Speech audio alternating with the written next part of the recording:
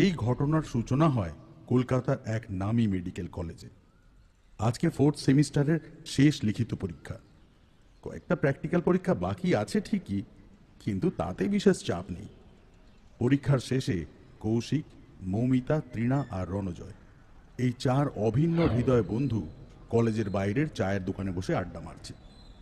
হঠাৎ মৌমিতা উসখুস করছে দেখে তৃণা বলে উঠল, এই যে মৌমিতা ম্যাডামের আবার বাড়ি ফিরতে দেরি হয়ে যাচ্ছে। আধ ঘন্টা হলো না এক্ষুনি ওঠার তাল। হ্যাঁ, কোথায় ভাবলাম একেবারে আড্ডা মেরে ডিনার সেরে তবে বাড়ি ফিরবো। মৌমিতা খানিক লজ্জা পেয়ে বলল, আরে না না, আমি তো বসছি তোদের সাথে। তবে ডিনার করে ফিরতে গেলে একটু বেশি দেরি হয়ে যাবে না? তাই বলছিলাম কি, একটা রোল কিনে নিয়ে হাঁটা দিলেই তো হয়। মৌমিতা বেশ ঘরকুনো স্বভাবের। ওর বাবা মাও বিশেষ কড়া নয়, কিন্তু নিজের ঘরে ঢুকে বই মুখে বসে থাকতেই মৌমিতা যেন বেশি স্বাচ্ছন্দ্য বোধ করে। শুধুমাত্র পড়ার বই নয়, দেশ বিদেশের নানাবিধ বই পড়ার মধ্যেই সে নিজের আনন্দ খুঁজে পায়। অন্যদিকে তৃণা আবার বেশ ডাকাবুকো। কৌশিকের মতে ওর গলার আওয়াজই নাকি কলকাতার ক্রমবর্ধমান শব্দ দূষণের কারণ। কখনো এসপ্ল্যানেডে গিয়ে দরদাম করা, আবার কখনো ফুচকাওয়ালার সাথে ঝগড়া করে দুটো ফাউ ফুচকা জোগাড় করা, সবেতে তৃণার জুড়ি মেলা ভার। এক কথায় বলতে গেলে তৃণা সাথে থাকলে মৌমিতার বাবা মাও বেশ নিশ্চিন্তই হয়। তৃণা, মৌমিতা এবং রণজয় ছোট থেকে কলকাতার বাসিন্দা হলেও কৌশিক আদ্যপান্ত গ্রামের ছেলে। ছোটবেলা থেকে অনেক খেটে আজ সে মেডিকেল কলেজে ভর্তির সুযোগ পেয়েছে, তাও আবার স্কলারশিপ নিয়ে। প্রথম প্রথম কলকাতার আদব কায়দায় অভ্যস্ত বন্ধুদের সাথে মিশতে খানিক সংকোচ বোধ করলেও সবার সহজ সরল ব্যবহার আর ভালোবাসা কৌশিককেও ওদের একজন করে তুলেছে। মৌমিতা আর তৃণার এই ঝামেলার মাঝে রণজয় বলে ওঠে, আরে দাঁড়া দাঁড়া, আজকে তৃণার কথাই থাকবে। পরীক্ষা শেষ হয়েছে বলে কথা, আজকে ঘুরবো না তো কবে যাবো? হ্যাঁ, আর প্র্যাকটিক্যাল পরীক্ষার পরে আমাদের যে উইকেন্ড ভেকেশনটার প্ল্যান ছিল সেটাও তো ফাইনাল করে ফেলতে হবে নাকি? এত তাড়াতাড়ি এসব হবে না, একটা ফুল প্রুফ প্ল্যান তো লাগবে। তবে মৌ, তুই ভাবিস না, আমি নিজে তোকে বাড়ি পৌঁছে দিয়ে আসবো, আর তোর বাবা মায়ের থেকে তোর ঘুরতে যাওয়ার পারমিশনটাও আমি আদায় করে নিয়ে আসবো, ঠিক আছে? মৌমিতার আর কিছু বলার আগেই কৌশিক বলে ওঠে, নে, এবার তোর বাড়িতে ফোন করে নে। আর বলছি, আমার হোস্টেলের সামনেই একটা নতুন চাইনিজ রেস্টুরেন্ট খুলেছে, সেখানে গেলে কেমন হয়? তৃণা কৌশিকের পিঠে এক জোরে ঘুষি মেরে বলল, এই না হলে আমার ভাই ঠিক বুঝেছে আজ আমি চাইনিজের মুডে আছি। ঘুষির জেরে কৌশিক পিঠে হাত বোলাতে লাগলো। তৃণার বলার ভঙ্গিতে মৌমিতা আর রণজয় হেসে ফেলল। বেশ, তাহলে তোদের কথাই রইলো। চল তাহলে এবার উবেরটা বুক করি। কৌশিকের হোস্টেল তো কাছেই, চল না গল্প করতে করতে হাঁটা লাগাই, আধ ঘন্টার মধ্যেই পৌঁছে যাব। আমার কিন্তু এখন খিদে পায়নি। হ্যাঁ, ওই সামনের পার্কটাতে একটু বসবো, আগে প্ল্যান বানানো হোক, তারপর নড়বো। চল তাহলে হাঁটতে শুরু করি। চায়ের দোকানের দাম মিটিয়ে পিঠে ব্যাগ ঝুলিয়ে সবাই এগোতে লাগলো। কলকাতা শহরের বুকে বেশ সুন্দর কিছু পার্ক তৈরি হয়েছে। কংক্রিটের জঙ্গলের মাঝে এক ফালি সবুজ দেখে মনটাও জুড়িয়ে যায়। এই বিকালের দিকে কয়েকটা বাচ্চা খেলাধুলা করছে, আর কিছু বয়স্ক মানুষ তাদের প্রাত্যহিক শরীরচর্চার কোটা পূরণ করতে ব্যস্ত। এর মধ্যে 4 বন্ধু একটা ফাঁকা বেঞ্চে এসে বসল। রণজয় প্রথম বলা শুরু করলো, দেখ, আমাদের প্র্যাকটিক্যাল পরীক্ষা শেষ হচ্ছে আগামী বৃহস্পতিবার, অর্থাৎ আমরা চাইলে ওই দিন রাতে কিংবা শুক্রবার ভোরেই বেরোতে পারি। কিন্তু মূল সমস্যা হলো আমরা যাবোটা কোথায়। শুক্রবার সকালে বেরোনো যাক। আর দীঘা বা মন্দারমণি গেলে কেমন হয়?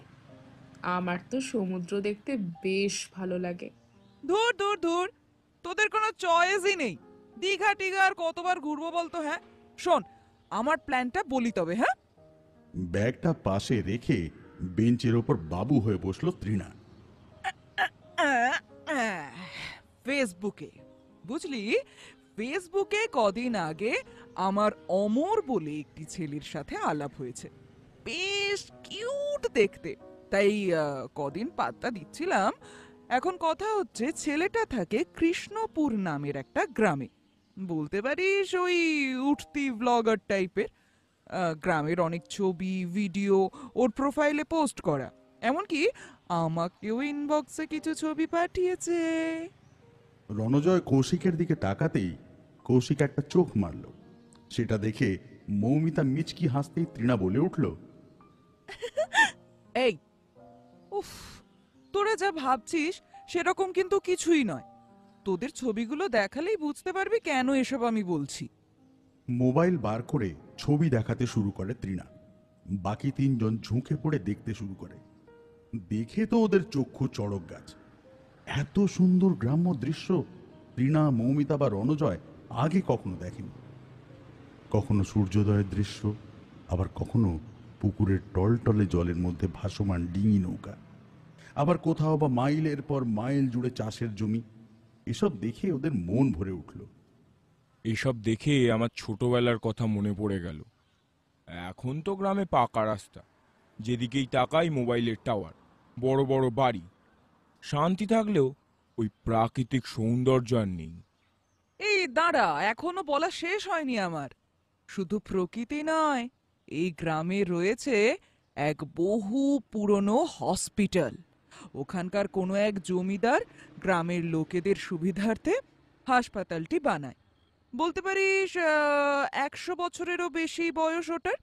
এরকম পুরনো হসপিটাল কত ছড়িয়ে আছে আনাচে কানাচে, এ আবার এমন কি বড় কথা? আছে ভাই আছে।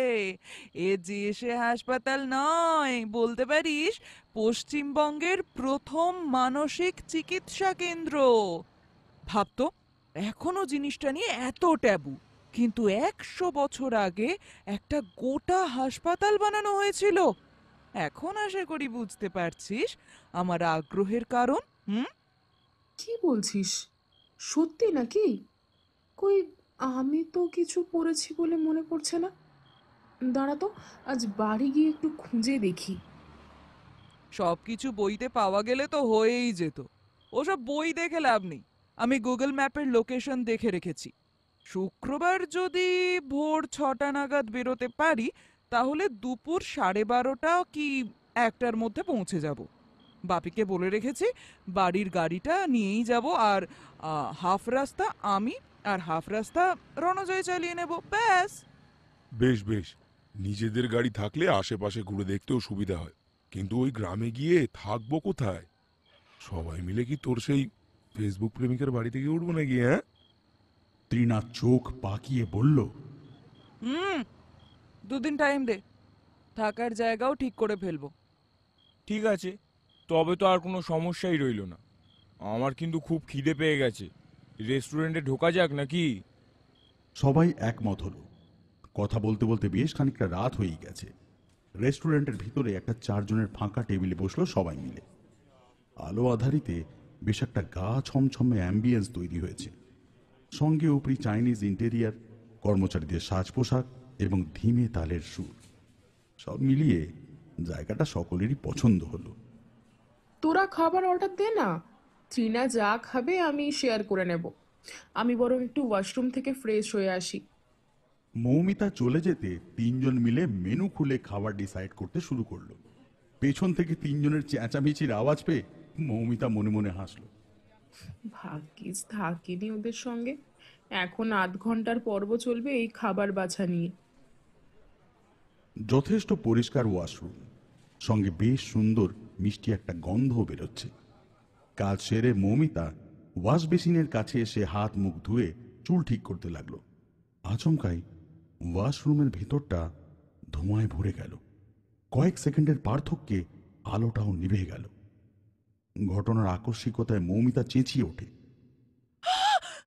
প্রায় সঙ্গে সঙ্গে আয়নায় ফুটে উঠতে থাকে এক মুখের প্রতিচ্ছবি।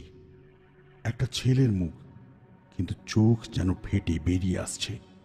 মুখের পাশ দিয়ে বেরিয়ে আসছে রক্তের ধারা।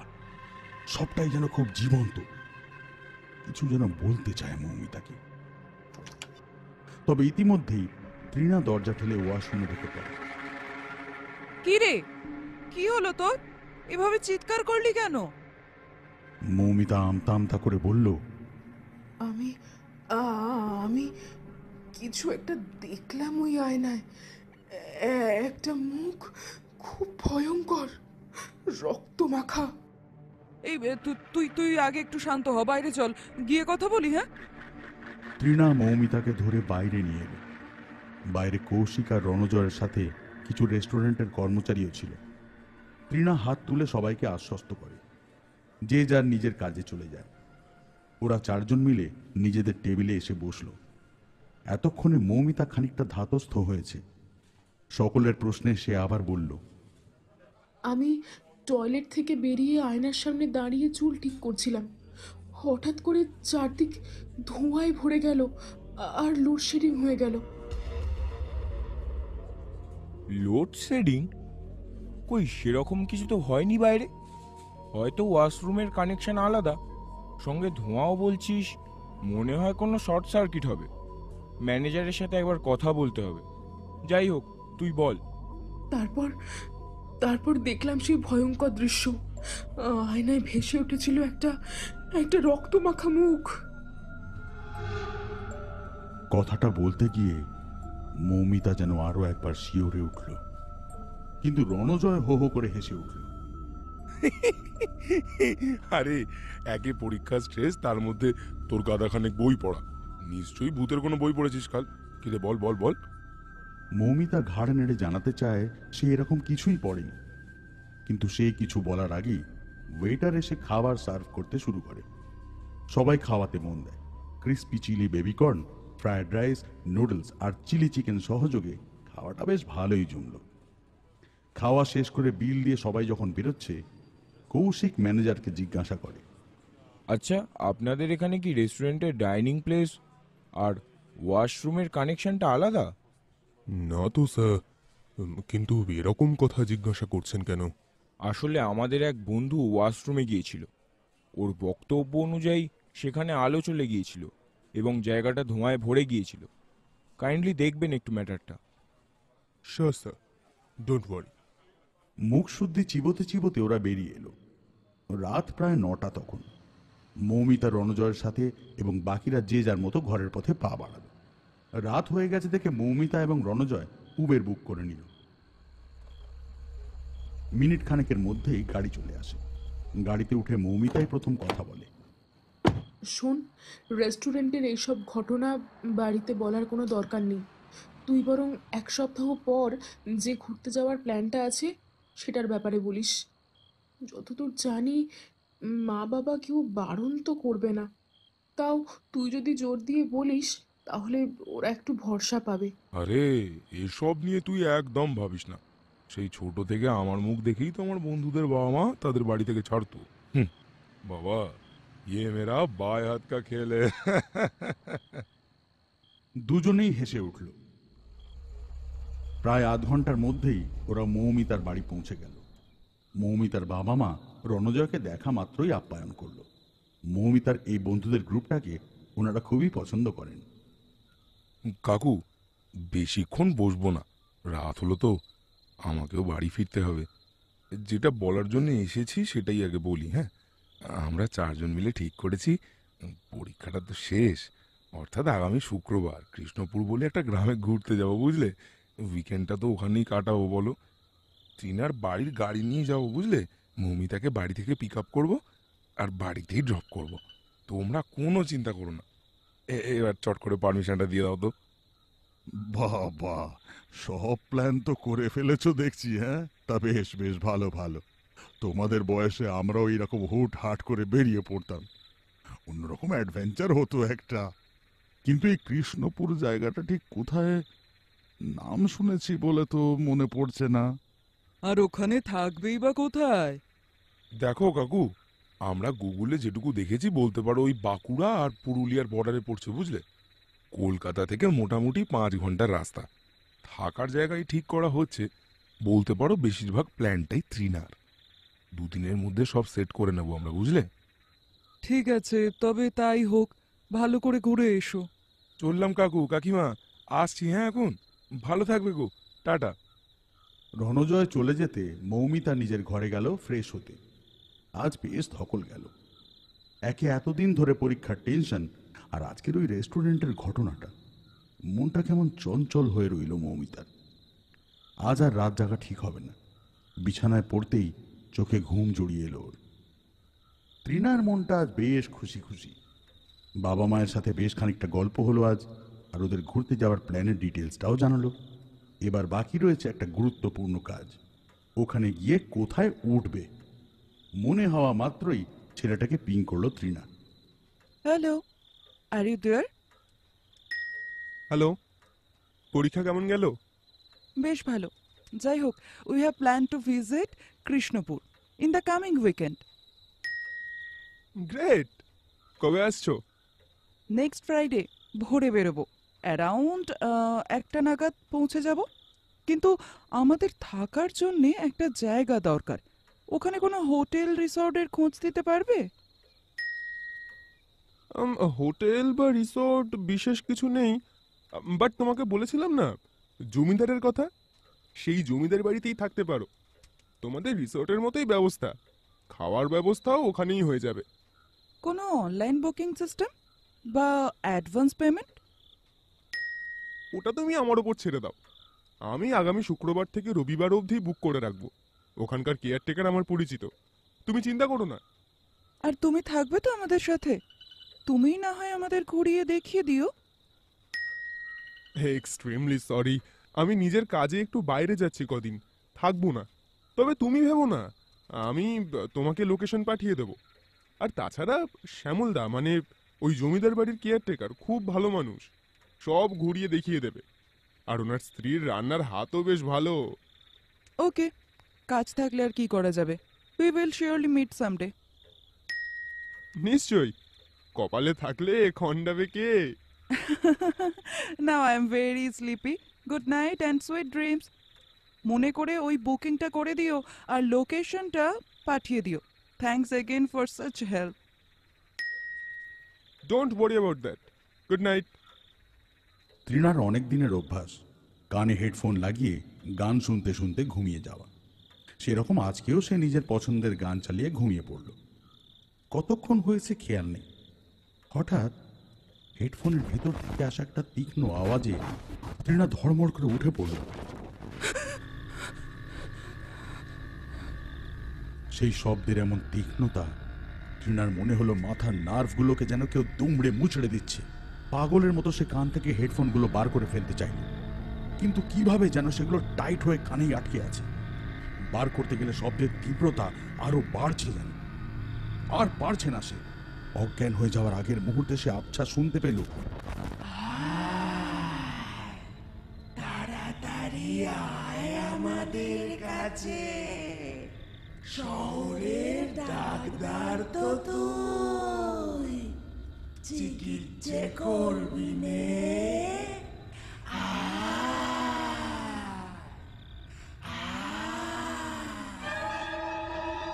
আর কিছু শোনার বা বোঝার মতো অবস্থায় ছিল না তৃণা। সকালে মা ডাকতে এসে দেখে তৃণা অচৈতন্য অবস্থায় পড়ে আছে বিছানায়। আর কি, বাড়িময় হুলস্থুল। অবশ্য পরে ডাক্তার এসে অভয়বাণী দিতে সবাই শান্ত হয়। ধারণা করা হয় পরীক্ষার চাপ, খাওয়ার অনিয়ম এইসবই নাকি মূল কারণ। রাতের ঘটনাটাও তৃণার কাছে স্বপ্নের মতোই মনে হয়। দুপুরের খাওয়া দাওয়া সেরে সে সবাইকে কনফারেন্স কল করল। হ্যালো বন্ধুগণ, আমি বাকি জিনিস ঠিক করে ফেলেছি, সেটা জানাতেই তোদেরকে ফোন করা। আরে বাস, এ তো খুব ভালো খবর। তা বল বল, কি কি ঠিক করলি বল। শোন, আমি অমরের সাথে কথা বলে জেনেছি ওখানকার জমিদার বাড়িতেই নাকি থাকার ব্যবস্থা আছে। ইনফ্যাক্ট অমর সেখানে আমার নামে শুক্রবার থেকে রবিবার অবধি বুকিংও করে রাখবে। আর খাওয়ার কি ব্যবস্থা? নিজেদের করে নিতে হবে নাকি? না না, ওখানকার কেয়ারটেকারের ওয়াইফ নাকি খুব ভালো রান্না করেন। 3 বেলা খাবার, সঙ্গে আশেপাশে ঘুরিয়ে দেখার ব্যবস্থা করা হয়ে গেছে। এভরিথিং ইজ সর্টেড নাও।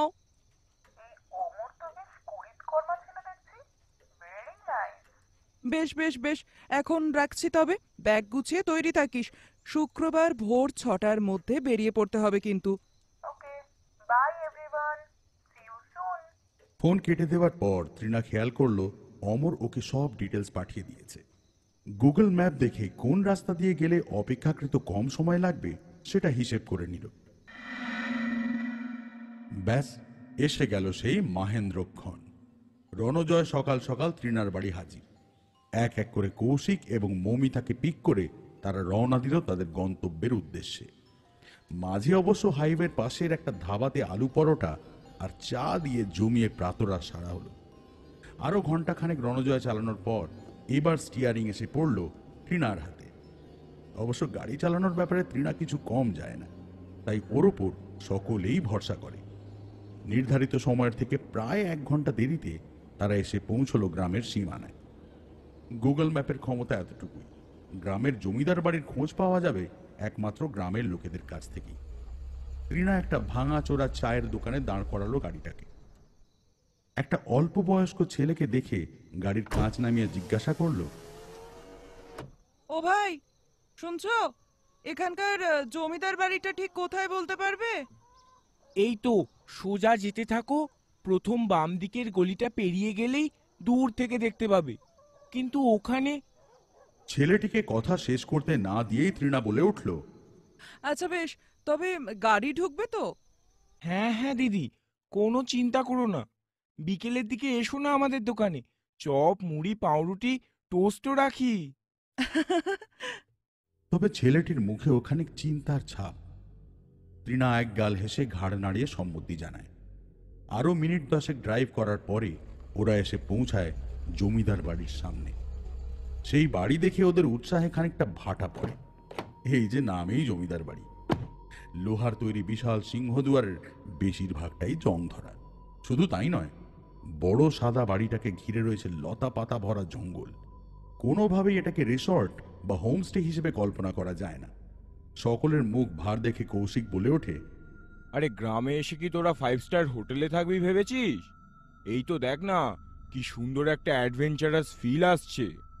সে তো বুঝলাম, কি জানি ওয়াশরুমের কি কন্ডিশন থাকবে। কেউ আছেন? শুনতে পাচ্ছেন? হ্যালো, কেউ আছেন ভেতরে? হ্যালো। রণজয় হাঁক পাড়তেই একজন বৃদ্ধ বেরিয়ে এসে ওদের হাত নাড়িয়ে ভেতরে আসতে বললেন। তৃণা এগিয়ে এসে বুকিংয়ের ব্যাপারে কিছু বলতে যেতে বৃদ্ধ হাত দেখিয়ে থামতে বললেন। তৃণা খানিক দমে গিয়ে গাড়ি নিয়ে গেটের ভেতরে ঢুকে পার্ক করে সবাই বাইরে বেরোলো। বৃদ্ধ লোকটি ওদের পথ দেখিয়ে বাড়ির ভেতরে নিয়ে গেল। কিন্তু ক্রমাগতই ওদের মনে হতে থাকলো লোকটি যেন বিশেষ খুশি নন ওদের আগমনে। যাই হোক, সেসব নিয়ে মাথা ঘামানোর সময় বা ইচ্ছা কোনোটাই ওদের নেই এই মুহূর্তে। লোকটি পেছনে ঘাড় ঘুরিয়ে বলতে থাকলেন, তোমরা চান সেরে নাও গে, বাথরুমে জল তোলা আছে। চান সেরে নিচে চলে এসো, দুপুরের খাবার তৈরি আছে। বেশি দেরি কইরো না, হ্যাঁ? আর এই হইল তোমাদের দুটো ঘর, পরিষ্কার কইরে রেখেছি, কিছু লাগলে আমাকে জাইনো। রণজয় এক মুখ হেসে বলে, আপনি চিন্তা করবেন না, আমরা 8 ঘন্টার মধ্যেই নিচে নামছি। বেশিক্ষণ অপেক্ষা করাবো না আপনাকে। কথা শেষ করে নিজেদের লাগেজ নিয়ে ঘরে ঢুকে গেল। কথা মতো 8 ঘন্টার মধ্যেই সকলে ফ্রেশ হয়ে নিচের ডাইনিং রুমে উপস্থিত হলো। খিদেতে পেট চুই চুই করছে সকলের। গরম খাবার দেখে সবাই যেন হামলে পড়ল টেবিলের ওপর। কেয়ারটেকার ভদ্রলোককে অখুশি মনে হলেও ওনার স্ত্রী কিন্তু বেশ যত্ন করেই ওদের খাবার পরিবেশন করলেন। খাঁটি জিনিসে তৈরি করা সেই খাবারের স্বাদ পেয়ে প্রতিদিনের তুলনায় একটু বেশি খেয়ে ফেলল সকলে। খাবার শেষে এক পেল্লাই ঢেকুর তুলে রণজয় বলল, আচ্ছা, এখন তবে খানিকক্ষণ বিশ্রাম নিয়ে নি, বিকেলে আসবো, বুঝলেন? তখন না হয় বলে দেবেন আশেপাশে কোথায় ঘোরা যেতে পারে। সঙ্গে গাড়ি আছে, খানিক দূর হলেও অসুবিধা নেই। বৃদ্ধ খানিক মনে মনেই বলতে লাগলেন, চারিদিকে এত এত ঘোরার জায়গা, আর মাইনছি মূর্তি এইখানেই আসবে। আরো কিছু বিড়বিড় করে বলছিলেন হয়তো, কিন্তু ওনার স্ত্রী বেশ হাসি মুখেই বললেন, তোমরা বিশ্রাম নেকে যাও গা, বিকালে এসো বাচ্চারা, চা মুড়ি খেয়ে বেড়াতে যেও বরং। আপনি একদম চিন্তা করবেন না জেঠিমা, এই অবেলায় যা খেলাম তাতে আর বিকেলের খাবার গলা দিয়ে নামবে না। শুধু শুধু আয়োজন করে তো লাভ নেই। আমি বলি কি, রাতের দিকেও বরং একটু হালকা খাবারই হোক। বেশ বেশ, তোমরা যা চাও তাই হবে। মাথা নেড়ে সবাই উপরে চলে গেল। একে ভোরে ঘুম থেকে ওঠা, সঙ্গে এত দূর আসার ধকল, বিছানায় পড়ার সঙ্গে সঙ্গেই ঘুমে চোখ জুড়িয়ে এলো সকলের। সেই ভাত ঘুম যখন ভাঙল, তখন বিকেল গড়িয়ে সন্ধ্যা। ফ্রেশ হয়ে একে একে সকলে নিচে আসলো। বাড়িটা কিন্তু বেশ বড়ই বল। ঘরগুলো দেখলি তো, আমাদের গোটা ফ্ল্যাটটাই ঢুকে যাবে ওই একটা ঘরে। If I am not wrong, at least 100-150 বছর পুরনো তো হবেই বাড়িটা। একদম তাই। কালকে দিনের আলোতে পুরো বাড়িটা ঘুরে ঘুরে দেখবো কেমন। কিন্তু যত্নের অভাবে দেখ কি অবস্থা, চারিদিকে লতা পাতায় ভরা, অর্ধেক দেওয়াল থেকে পলেস্তরা খসে পড়েছে। কে জানি কার নজর পড়েছে এটাকে রিসর্ট বানানোর জন্য। তোরা যাই বলিস, আমার কিন্তু একটু গা ছমছম করছে। আরে এটাই তো মজা, বেশ একটা থ্রিলিং ব্যাপার রয়েছে। ওদের এই আলোচনা শুনতে পেয়ে হয়তো বৃদ্ধ ঘরের বাইরে বেরিয়ে এলেন। ওনাকে দেখতে পেয়েই কৌশিক বলে উঠল, আচ্ছা এবার বলুন তো, আশেপাশে কোথায় যাওয়া যেতে পারে? শুনেছিলাম এখানে নাকি এক পুরনো হসপিটাল রয়েছে, এখানকার জমিদারের তৈরি নাকি। না না, সেসব পুরনো ভাঙা বাড়িতে গিয়ে কি করবা? যত সব সাপ খোপের বাস সেখানে। সাপ কাটলে আবার আর এক বিপত্তি।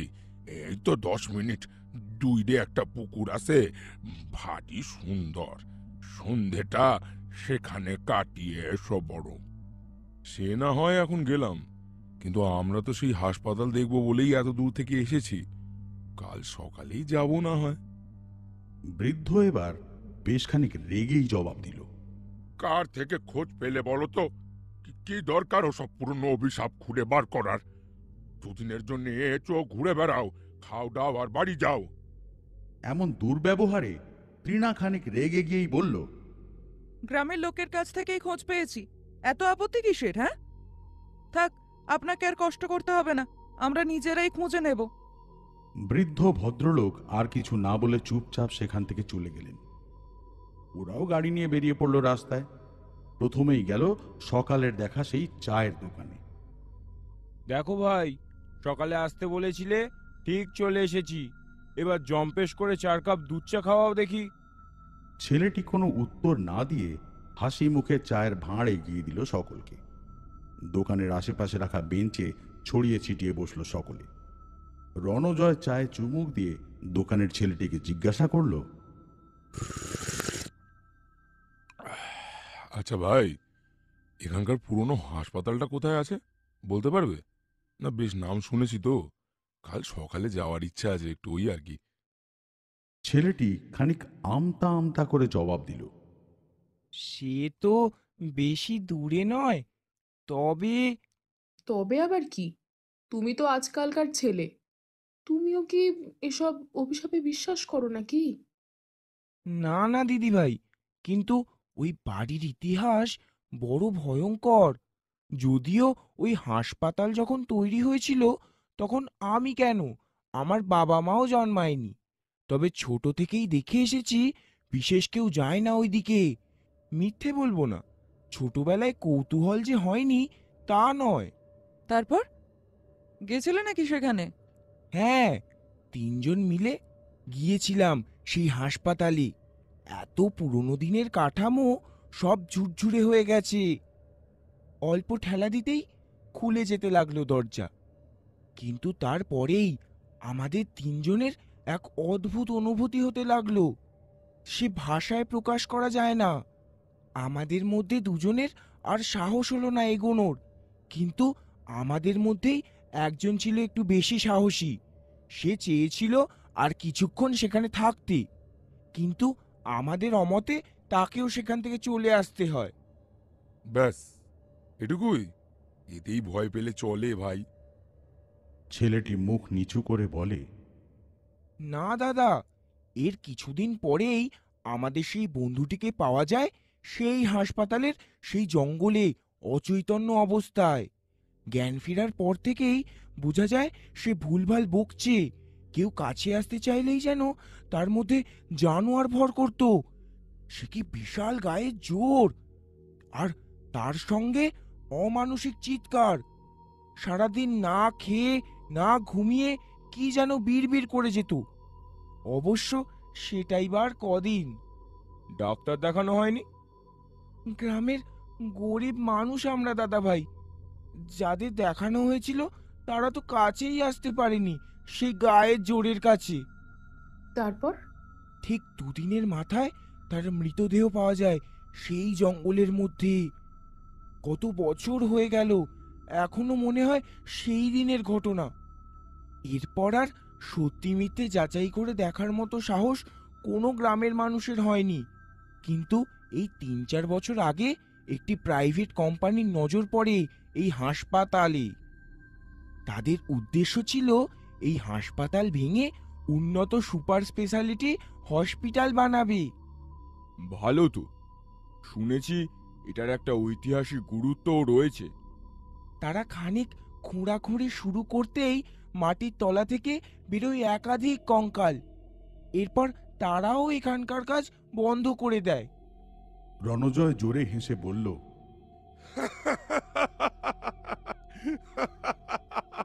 হাসালে ভাই, আমরা ডাক্তার, এই কঙ্কাল দেখে ছুঁয়েই আমাদের দিন কাটে, বুঝলে? আমাদের এসব বলে লাভ নেই। এবার বলো তো কিভাবে যাওয়া যায় সেখানে? ছেলেটি খানিক মনক্ষুণ্ণ হলো, গম্ভীর গলাতেই জবাব দিল, শুধু আমি কেন, এই গ্রামে যে কাউকে জিজ্ঞাসা করলেই একই জবাব পাবেন। আপনারা শহরের মানুষ, যা ভালো বোঝেন করবেন। জমিদার বাড়ি থেকে ডান দিকের রাস্তা ধরে সোজা এগোতে থাকলেই দেখতে পাবেন। রণজয় চায়ের দাম মিটিয়ে দিতেই সকলে বেরিয়ে এলো দোকান থেকে। বন্ধুগণ, তাহলে আমাদের কালকের প্ল্যান ফাইনাল তো? বিকাল বিকাল করেই বেরিয়ে পড়ব। একদম, দেখাই যাক না কি হয়। আশেপাশে একটু ঘুরে বেরিয়ে তারা ফিরে গেল জমিদার বাড়িতে। কেয়ারটেকারের স্ত্রী যেন তাদের জন্যই অপেক্ষা করছিলেন। ওরা কাছে যেতেই বলে উঠলেন, ওনার কথায় কিছু মনে করো না বাচ্চারা, বোঝই তো বয়স হয়েছে, কি বলতে কি বলে ফেলে আজকাল। আগে এরকম ছিল না জানো তো, যে কেউ আসলে নিজে থেকে তাদের আদর আপ্যায়ন করত। কালের নিয়মে কি যে হয়ে গেল। মুখে আঁচল চাপা দিয়ে ফুঁপিয়ে ফুঁপিয়ে কেঁদে উঠলেন বৃদ্ধা। আপনি এসব নিয়ে একদম ভাববেন না জেঠিমা, আমি কিচ্ছু মনে করিনি। তবে একটা কথা, উনি ঠিকই বলেছেন, তোমরা ওই হাসপাতাল বাড়ির দিকে যেও না, জায়গাটা বিশেষ ভালো নয় বুঝলে।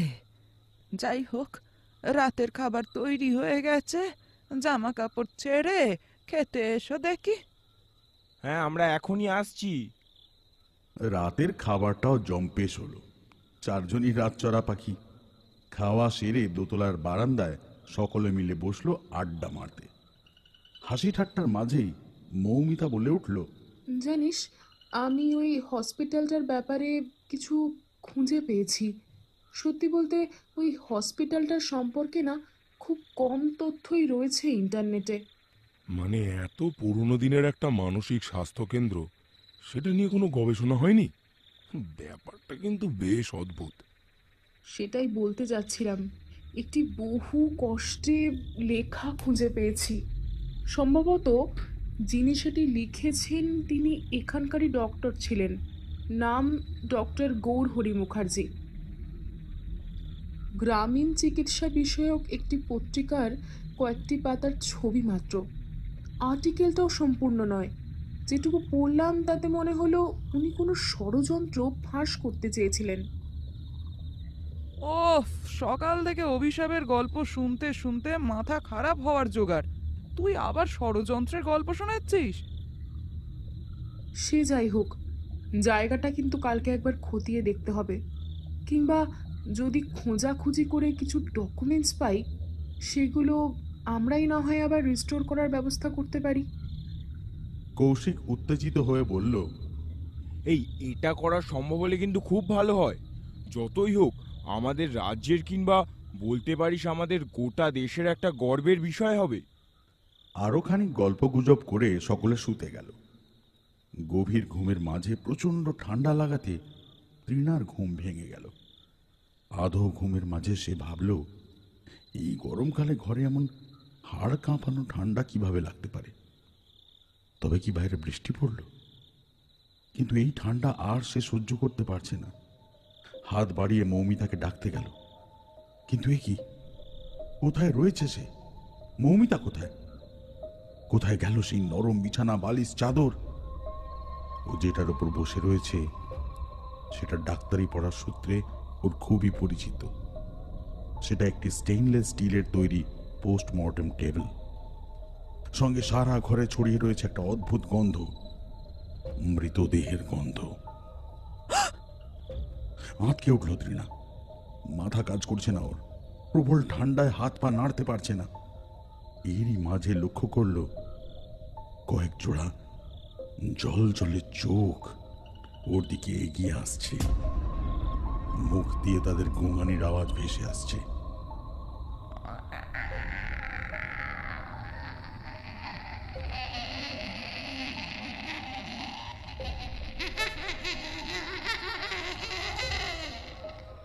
তারা যত এগিয়ে আসছে স্পষ্ট হচ্ছে তাদের অবয়ব। উস্কো খুস্কো চুল, ঠোঁটের গোল ফেটে রক্ত বেরিয়ে জমাট বেঁধে আছে। সর্বাঙ্গে কালশিটে, যেন নরক থেকে উঠে আসা কোনো প্রাণী।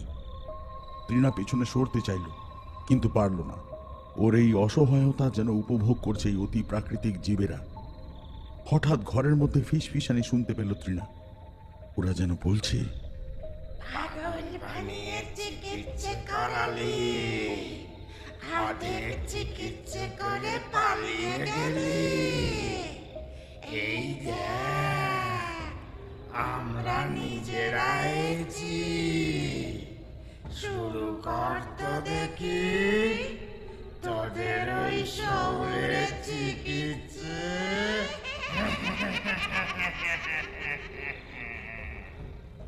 তৃণা মুখ ফুটে কিছু বলতে চাইল, কিন্তু এবারেও গলা দিয়ে স্বর বেরোলো না। তীক্ষ্ণ হাসির শব্দে ঘর ভরে গেল।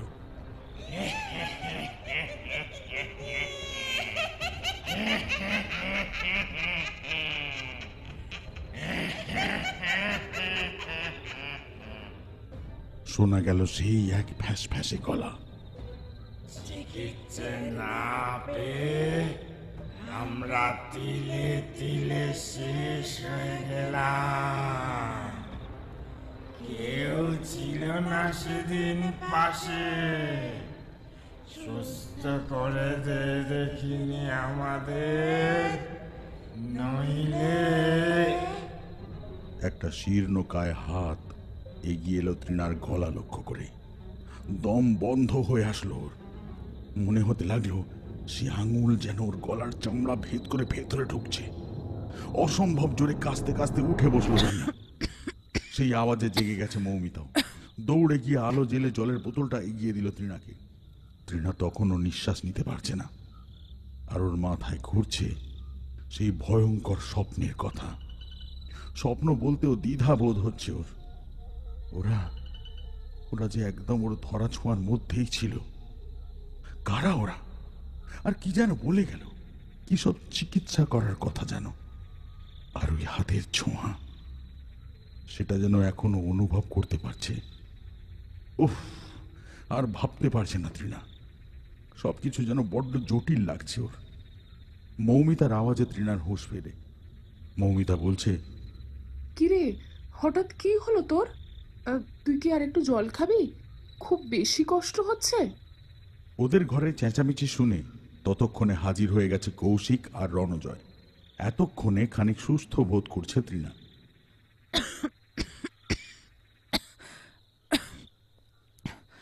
তোরা আবার উঠে আসতে গেলি কেন? সামান্য একটু কাশি হচ্ছিল, এখন একদম ফিট অ্যান্ড ফাইন। তোরা শুয়ে পড়। মৌমিতা, তুইও। আমি আলো নিভিয়ে দিচ্ছি। Good night everyone. সবাইকে ঘুমোতে বললেও তৃণার চোখে কিন্তু ঘুম এলো না। ওর মনে পড়ল এখানে আসার আগেও এই রকমই কিছু একটা ঘটেছিল ওর সঙ্গে। সেদিনও অজ্ঞান হয়ে গিয়েছিল। দুটো ঘটনার মধ্যে কি কোনো সম্পর্ক রয়েছে? এসব ভাবতে ভাবতে কখন যেন ওর দু চোখে ঘুম নেমে এসেছিল। সকালের ঘুমটা বেশ দেরিতেই ভাঙল সকলের।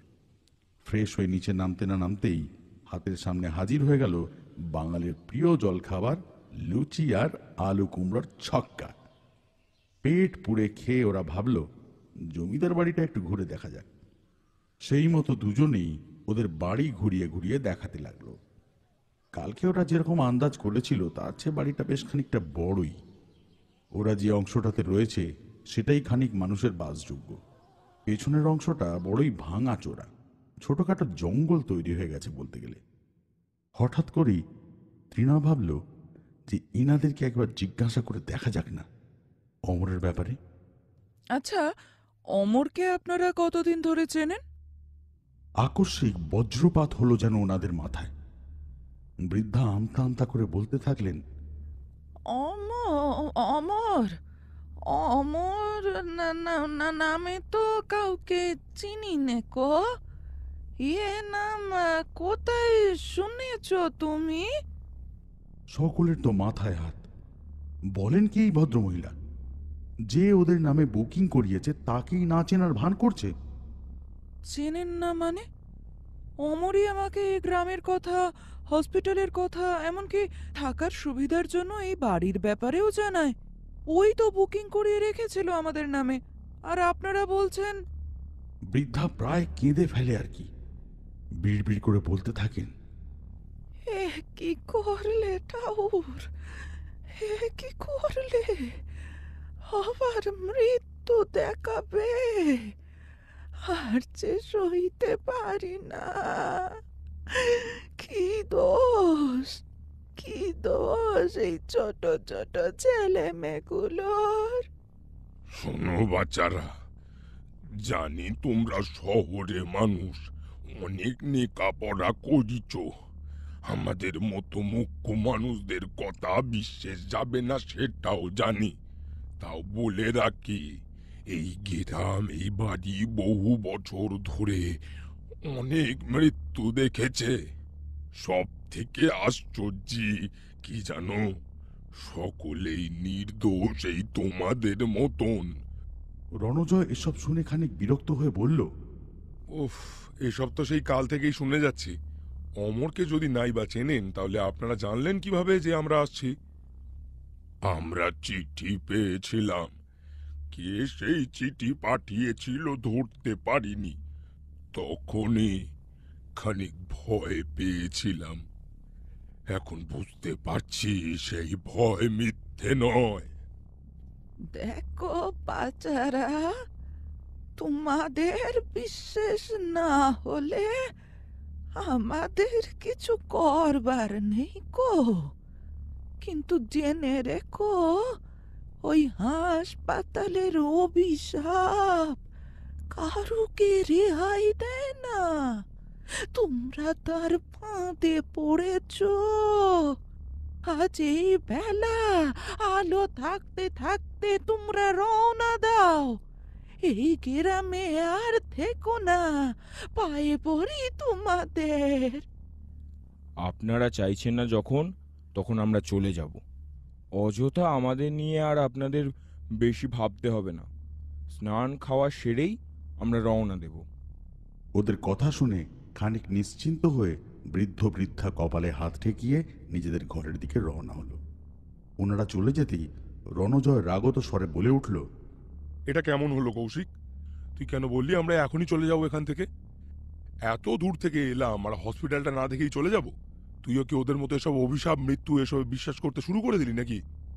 হসপিটালে মৃত্যু ঘটবে এটা তো খুবই স্বাভাবিক ঘটনা, তাই না? না না, এটা কিন্তু তুই একদম ঠিক করলি না। ধীরে বৎস, ধীরে। আমি বাড়ি ছেড়ে চলে যাব বলেছি, গ্রাম ছেড়ে যাব তো বলিনি। I have planned something bigger. আমরা একেবারে দুপুরেই গাড়ি নিয়ে বেরিয়ে পড়ব হসপিটালের উদ্দেশ্যে। আমরা যদি এনাদেরকে জানিয়ে যেতাম, প্রথমত হয়তো যেতেই দিত না, বা দিলেও বেশিক্ষণ থাকতে পারতাম না। আর কালকে কি কথা হলো? আমাদের জায়গাটা ভালো করে খুঁজে দেখতে হবে। যদি কোনো ডকুমেন্টস পাওয়া যায়, সেটা কি এত অল্প সময় সম্ভব হতো? তবে তুই কি বলতে চাইছিস রাতটা আমরা হসপিটালেই কাটাবো? একদমই তাই। কেউ জানতেও পারবে না। গ্রামের লোকের এই অহেতুক হুজ্জুতিও সইতে হবে না আমাদের। গ্রামে যাচ্ছি ভেবে ইমার্জেন্সি লাইটটা আমি ফুল চার্জ দিয়েই নিয়ে এসেছি, ওটাও কাজে লেগে যাবে এবার। খালি দোকান থেকে কিছু কার্বলিক অ্যাসিড, একটা ধারালো ছুরি, মশা মারার ধূপ আর টুকিটাকি কিছু কিনে নিয়ে যেতে হবে। একটা রাত পুরো হাসপাতাল বাড়িতে থাকতে চলেছি আমরা। আমারও কিন্তু বেশ এক্সাইটিং লাগছে। খোঁজাখুঁজি শেষ করে কাল ভোর ভোর কিন্তু আমাদের বেরিয়ে পড়তে হবে। এবার বল, কেমন লাগলো প্ল্যানটা? একেবারে ফাটাফাটি। ওদের সাথে সাথে সবার অলক্ষ্যে অদৃষ্ট যেন হাসছিল। সবাই ঘরে গিয়ে স্নান সেরে জামা কাপড় পরে তৈরি হয়ে নিচে খেতে এলো। বৃদ্ধা খাবার পরিবেশন করতে করতে বলে চললেন, তোমরা খারাপ ভাবছো জানি, ভাবছো তোমাদের তাড়িয়ে দিচ্ছি, কিন্তু না বাছা, তোমাদের ভালো চাই বলেই বলছি। আমাদের কপালে আর অতিথি আপ্যায়নের সুখ নেই গো বাছা। জানি না কবে এই অভিশাপ থেকে মুক্তি ঘটবে আমাদের। আপনারা চিন্তা করবেন না, আমরা খেয়েই বেরিয়ে পড়ব। ইষ্ট দেবতাকে স্মরণ করে বৃদ্ধা নিজের কাজে মন দিলেন। ওনাদের অলক্ষ্যে তৃণা নিজের বন্ধুদের দিকে তাকিয়ে চোখ মারল। খাওয়া দাওয়া সেরে নিজেদের ব্যাগ নিয়ে ওরা গাড়ির কাছে এলো। ওনারা দুজনেই এসেছিলেন ওদেরকে বিদায় জানাতে। বাড়ির চৌহদ্দি পেরোতে না পেরোতেই সকলে হাসিতে ফেটে পড়ল। অভিনয়টা ভালোই পারি, কি বলিস? আর কৌশিক, তোর প্ল্যানটা নিয়ে কোনো কথা হবে না। রণজয়ও হাসতে হাসতে বলল, এই প্ল্যানটা যদি সাকসেসফুল হয়, তবে ফিরে গিয়ে আমার তরফ থেকে সকলকে বিরিয়ানি ট্রিট, ওকে? গাড়ি নিয়ে গ্রামের বাইরে বেরোলো ওরা। ফিরতি পথে চায়ের দোকানের ছেলেটিকে বিদায় জানাতে ভোলেনি। ওদের মনে হলো সেই ছেলেটিও যেন স্বস্তি পেয়ে মাথায় হাত ঠেকালো। খানিক দূরের দোকান থেকে ওরা নিজেদের প্রয়োজনীয় জিনিসপত্র, জলের বোতল ইত্যাদি কিনে নিল। বেশ খানিকটা শুকনো খাবার জমিদার বাড়ির জেঠিমাই গুছিয়ে দিয়েছিলেন রাস্তায় খাবার সুবিধার জন্য। হঠাৎ রণজয়ের মনে হলো, ওরা গ্রামে ঢোকার যে পথ চেনে সেই পথ দিয়ে তো যাওয়া যাবে না। বিকল্প পথের সন্ধান করতে ম্যাপে ডুব দেয় ও। বেশ কিছুক্ষণ খোঁজাখুঁজির পরে খানিক উত্তেজিত হয়ে বলে, দেখ সবাই, আমি একটা অন্য রাস্তার খোঁজ পেয়েছি। আমাদের চেনা রাস্তায় আবার ফেরত গেলে লোকজন সন্দেহ করবে। তার থেকে এই পেছনের রাস্তাটা দিয়ে যাওয়া কিন্তু খুব বেশি safe, according to my calculations. হসপিটালটাও ওই দিক দিয়ে কাছেই হবে, বুঝলি? ঠিক আছে, চল তবে রওনা হওয়া যাক। সন্ধ্যার মুখে ওরা গ্রামে ঢুকল। রাস্তা অজানা হলেও ছোট গ্রামটির মধ্যে দিয়ে রাস্তা খুঁজে পেতে ওদের বিশেষ বেগ পেতে হলো না। এগুলি সেগুলি ঘুরে ওরা পৌঁছলো সেই ভাঙা হসপিটালটার সামনে। ওরা তখন সম্পূর্ণভাবে অ্যাডভেঞ্চারের মোড়ে। সেই ভাঙা কাঠামো দেখে ওদের গায়ে যেন কাঁটা দিয়ে উঠল। একটা ভাঙা ভাঙা টিনের তৈরি হোর্ডিংয়ের নাম লেখা। কালের নিয়মে সেই নাম খানিক মুছে গেলেও পড়া যায়, কৃষ্ণপুর স্বাস্থ্য কেন্দ্র। সঙ্গে লেখা ঠিকানা। বলাই বাহুল্য, গেটের কোনো বালাই নেই। কোনো এক সময় থাকলেও আজ তার অস্তিত্ব খুঁজে পাওয়া দায়। টর্চের আলোয় ধারালো ছুরি দিয়ে দুপাশের জঙ্গল সাফ করতে করতে ওরা এগোতে থাকলো মূল বাড়িটার উদ্দেশ্যে। কৌশিক আশেপাশে কার্বলিক অ্যাসিড ছড়াতে লাগলো। ভূতের ভয় না থাকলেও সাপে কাটার ভয় ওদের সকলেরই আছে। বাড়িটা দেখে মনে হচ্ছে বেশ জম্পেশ করে বানানো হয়েছে। এতদিন বাদে ঝড় বৃষ্টি সব সামলে খাড়া হয়ে দাঁড়িয়ে তো রয়েছে। সে তো বুঝলাম। চল এবার ভেতরে ঢোকা যাক নাকি? ভেতরে ঢোকার মুখে ওরা একটা কাঠের দরজা দেখতে পেল। যদিও নামেই দরজা, একটা ঠেলা দিতেই সেই দরজা হুড়মুড়িয়ে ভেঙে পড়ল। ঘরের ভেতরে ঘুটঘুটে অন্ধকার।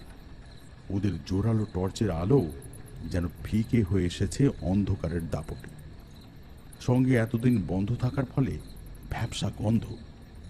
কোনো রকমে একটা টেবিল খুঁজে পেল ওরা ঘরের মধ্যে। সেখানে ব্যাগ নামিয়ে ইমার্জেন্সি লাইট জ্বালালো কৌশিক। এতক্ষণে ঘরের ভিতরের জিনিস খানিক দৃশ্যমান হলো। মাঝারি সাইজের ঘরের চারিদিকে মাকড়সার জালে ভর্তি। তবে মনে হলো হয়তো এখানেই পেশেন্টদের নাম লেখানো বা অপেক্ষা করার মতো ব্যবস্থা ছিল। ইলেকট্রিক তারও দেখতে পেল কিছু, কিন্তু আলো বা ফ্যান কোনোটাই নেই। অবশ্য এসবের আশা করা হাস্যকর। হাত দিয়ে মাকড়সার জাল সরাতে সরাতে ওরা এগিয়ে চলল অন্য ঘরগুলোর দিকে। বেশ লম্বা বারান্দার দুপাশে কিছু ছোট ছোট ঘর রয়েছে। এগুলো মনে হয় আউটডোর পেশেন্টদের জন্য। বিভিন্ন ডক্টররা বসতেন হয়তো।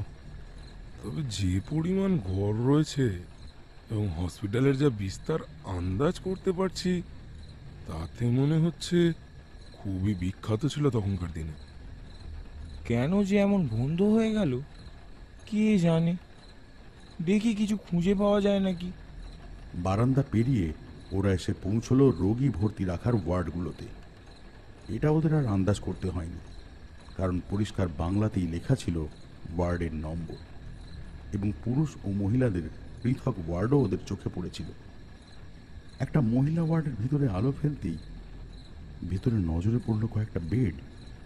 কিন্তু আশ্চর্যজনকভাবে ঘরের মধ্যে ঢুকতেই ওদের টর্চ, এমনকি এমার্জেন্সি লাইটের আলো হঠাৎ করেই নিভে গেল। ঘটনার আকস্মিকতায় মৌমিতা চেঁচিয়ে উঠল। প্রায় একই সঙ্গে ওরা যেন শুনতে পেল কিছু ফিসফিসানি। কিছু বুঝে ওঠার আগেই মাত্র কয়েক সেকেন্ডের মধ্যেই আবার আলো জ্বলে উঠল। কি রে, দোকান থেকে ঠিকঠাক দেখে এনেছিলিস তো?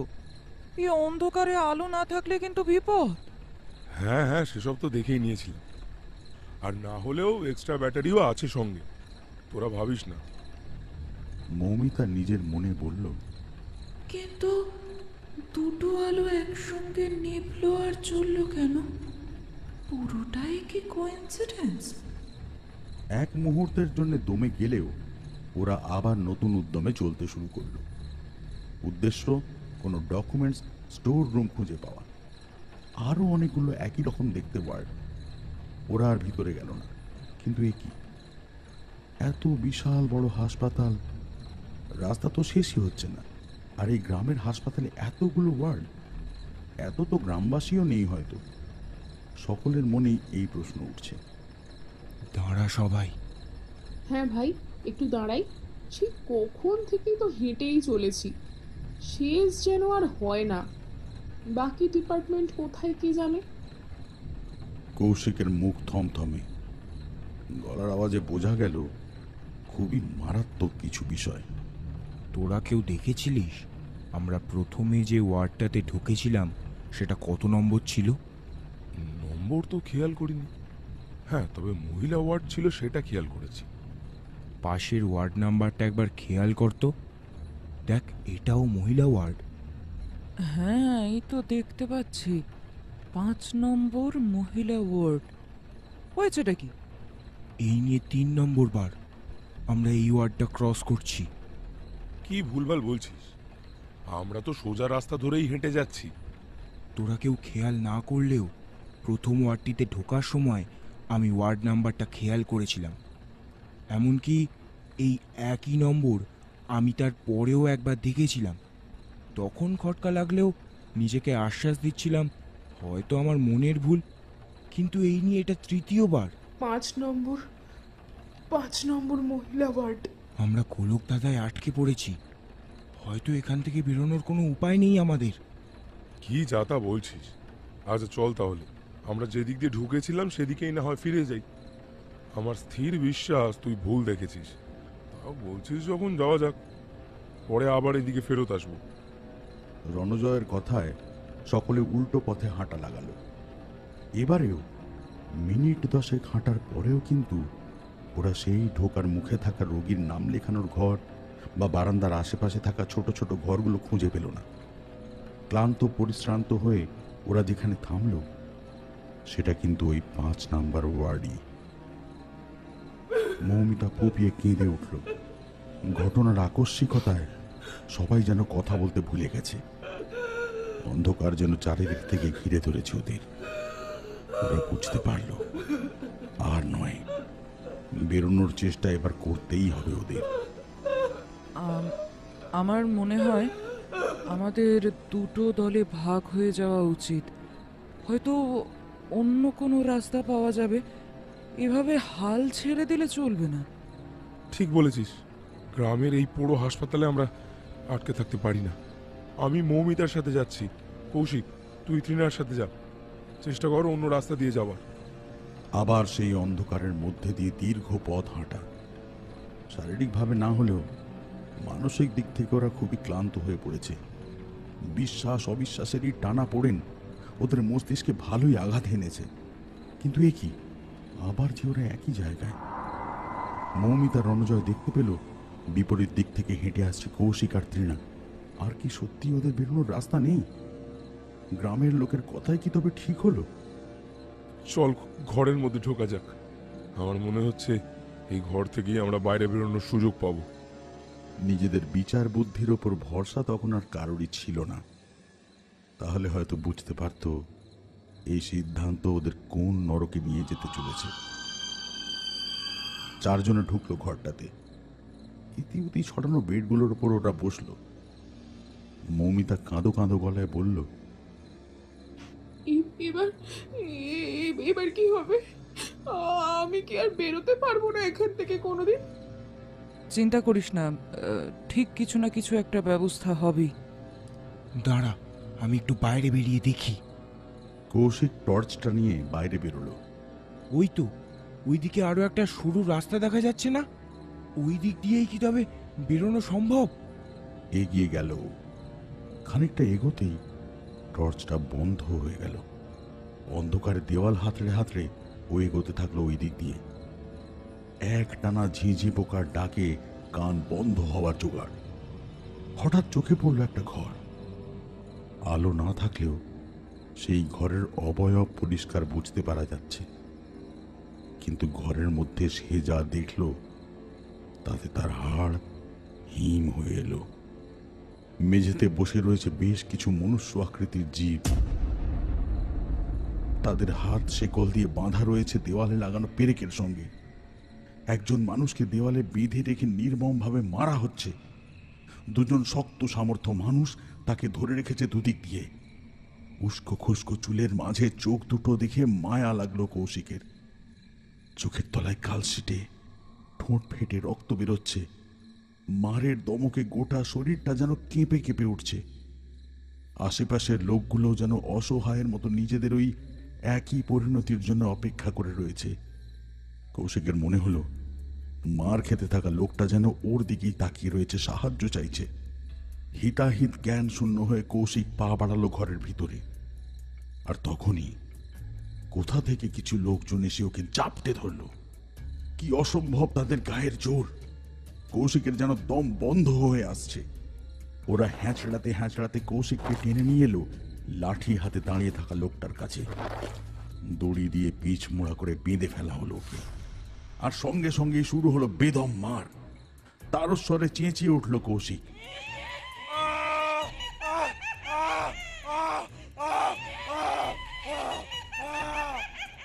আশেপাশের লোকগুলো যেন ওর এই অসহায় অবস্থা দেখে হাসতে লাগলো। কি অপার্থিব ভয়ঙ্কর সেই হাসির শব্দ!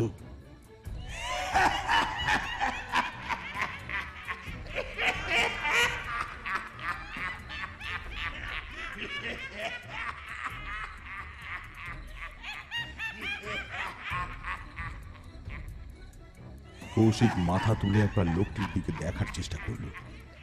সে দেখল লোকটার চোখ যেন ফেটে বেরিয়ে আসছে। যন্ত্রের মতো হাত উঠছে আর নামছে। মারের কোনো বিরাম নেই। সঙ্গে সেই হাসির শব্দ।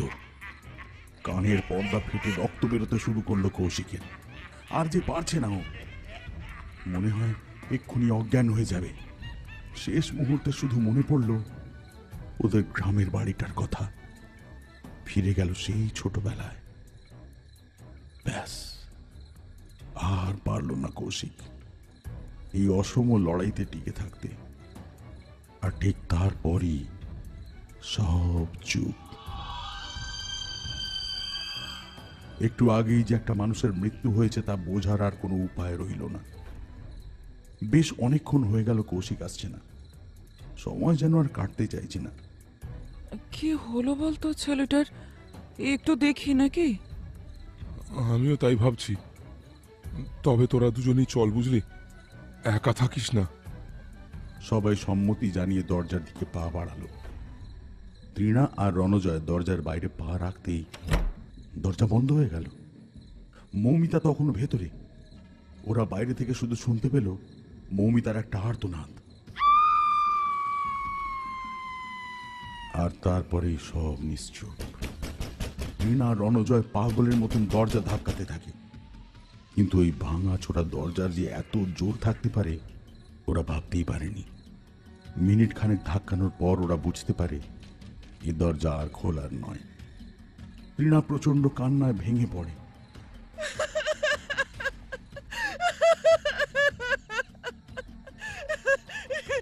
এসব কি হচ্ছে রণজয়? আমরা তো কোনোদিন কারোর ক্ষতি করিনি। গ্রামের লোকেদের কথা না শুনে বড্ড বড় ভুল হয়ে গেছে আমাদের। মৌমিতাকে কি আমরা হারিয়ে ফেললাম তবে? কৌশিক জানি না কি অবস্থায় রয়েছে, আর যে লড়াই করার শক্তি পাচ্ছি না আমি।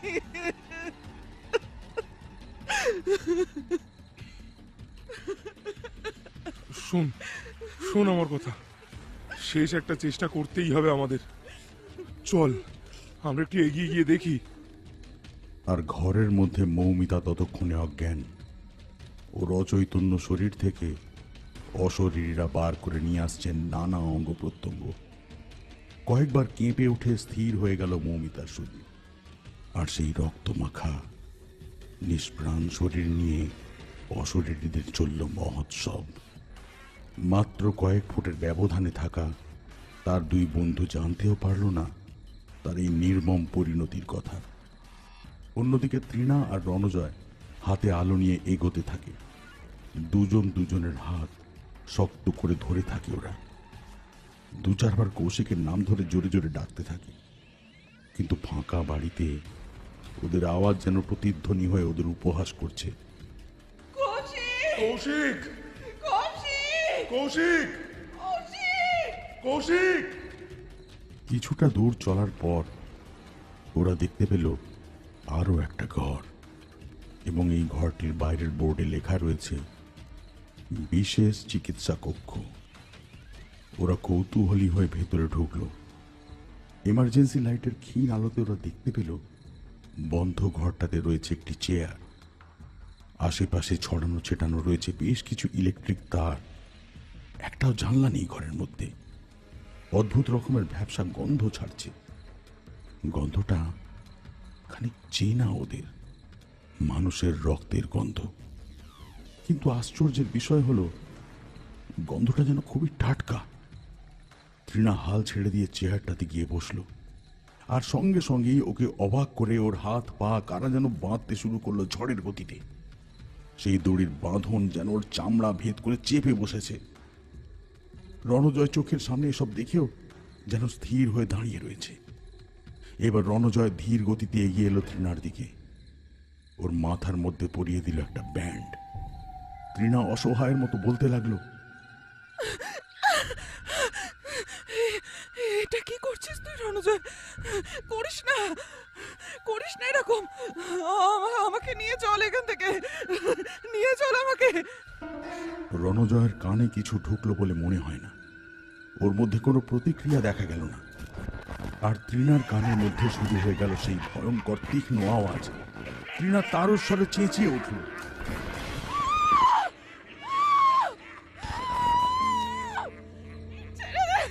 ছেড়ে দে আমাকে রণজয়, আর পারা যাচ্ছে না।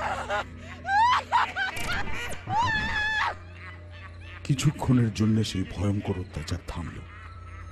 তৃণা কেঁদে ফেলল। সঙ্গে শুনতে পেল রণজয় ফ্যাঁস ফ্যাঁসে গলায় বলছে,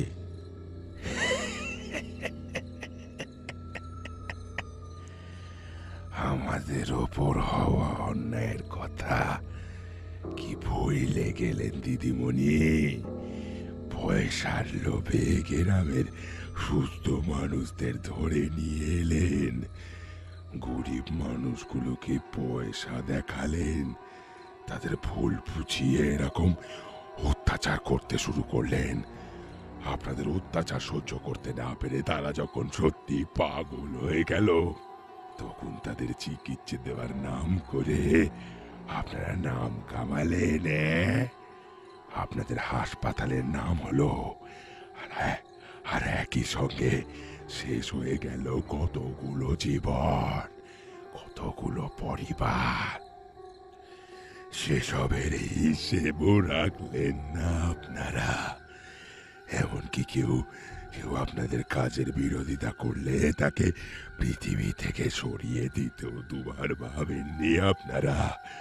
দিনের পর দিন ধরে না খেতে পেয়ে এই নোংরা জায়গায় থাকতে থাকতে আর আপনাদের এই অত্যাচার সইতে না পেরে সেই গরিব মানুষগুলো এক এক করে মরতে শুরু করলো। তাদের কোনো দোষ ছিল না, বিশ্বাস করুন। তারা আপনাদের মতো ডাক্তারদের ভরসা করেছিল, আর আপনারা খেললেন তাদের জীবন নিয়ে। এখন দেখুন কেমন লাগে। কেউ বেরোতে পারে না এখান থেকে, কেউ না। তৃণা কিছু বলতে চাইল, কিন্তু পারল না, কারণ তার আগেই শুরু হয়ে গেল সেই আওয়াজ। আর রণজয় ওই ঘাস কাটার ধারালো ছুরিটা বসিয়ে দিল নিজের গলায়। ধপ করে পড়ে গেল মাটিতে। তৃণা বিস্ফারিত চোখে দেখল তার বন্ধুর এই শেষ অবস্থা, কিন্তু ততক্ষণে তৃণার চোখের জল শুকিয়ে গেছে। তবে বেশিক্ষণ আর এই কষ্ট সহ্য করতে হলো না তৃণাকে। দ্রুতই মৃত্যুর কোলে ঢলে পড়ল।